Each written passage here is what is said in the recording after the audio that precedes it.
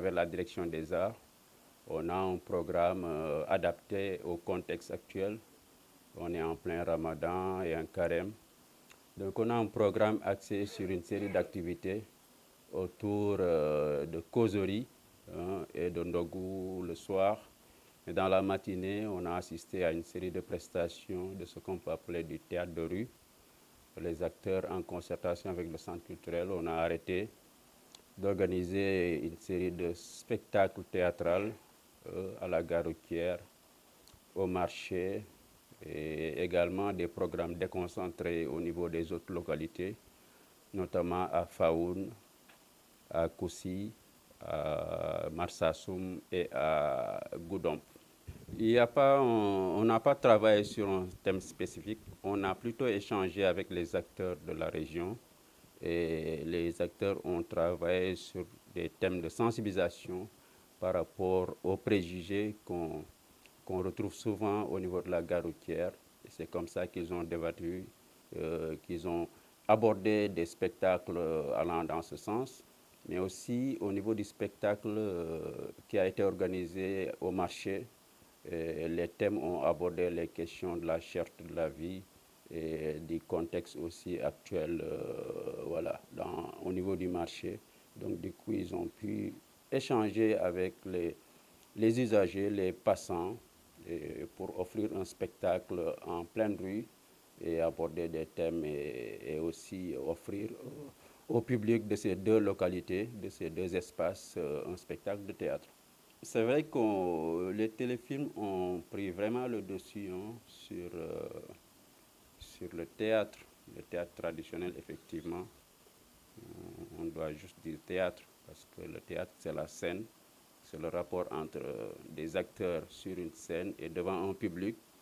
De plus en plus, les gens ne vont plus beaucoup au théâtre comme avant.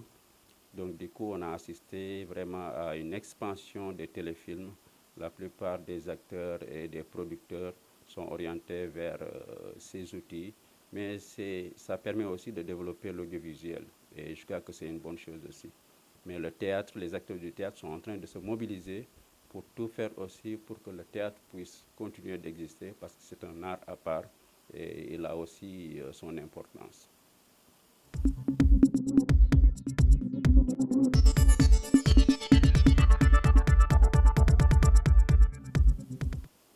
waaw comme ni ñu koy faral di def chaque année 27 mars moom la ñëpp ñi yëngu ci wàllu théâtre jàpp ni mooy seen journée bu ñuy màggal théâtre donc ci ndigalu ministère de la culture ak ci appui direction des arts ñoo waxtaan ak acteurs yi di yëngu ci wàllu théâtre fii ci région bi looloo ñu permettre ñu am des activités yoo xamante ne yooyu la ñuy dérouler ñu tàmbalee ko ci suba si ñu def lu ñuy naan théâtre de rue ay troupe théâtrale yu Sédhiou ñoo wàcc ci marché bi ak ci gare routière bi def fa théâtre ci kanamu public boo xamante ni voilà amatul habitude du déplacé wu dem seetaani théâtre sur la scène. Le théâtre cette fois-ci s'est déplacé pour aller dans la rue ñu jokkoo ak public bi sur place ñu aborder ay thèmes loolu tamit comme ni ñu koy tuddee théâtre de rue la day déplacer espace d'expression théâtrale bi yóbbu ko ci tali bi donc du coup cette fois-ci ci garage la jëm ak ci marché.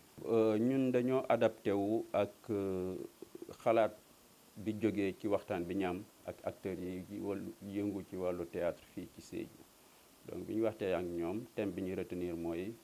ñu waxtaan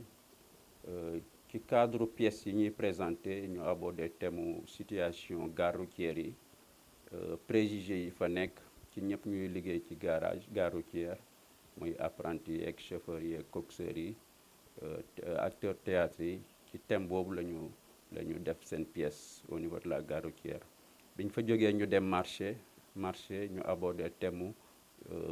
dund bi séeraay bi waxtaan ak population bi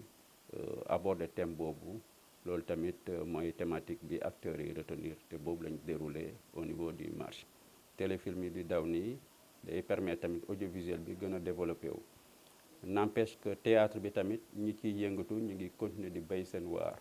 parce que bu ñu nee théâtre mooy mu am rapport public mooy nit ñu ñëw seetaan si mu am benn bërëb bi ñuy ñu daje ak acteurs yi nga xam ne dañuy jouer seeni kanam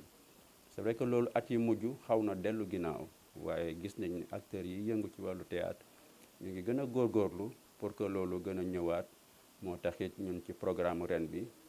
dañoo invité ñi nekk Goudomp ñu wone li ñu mën ci théâtre foofu ca Goudomp ñu nekk Marsassoum ñu nekk Fawoun ak ñi nekk Kousi ñu def li ñu mën ci wàllu théâtre won ko askan wi ñoom ñëpp tamit ñu partagé li ñu naan ndogu suivi de causerie comme dafa tombé ak weeru koor suñuy ndogu ñoom ñëpp dinañ waxtaan ci wàllu théâtre pour xool nan lañ koy sukkalee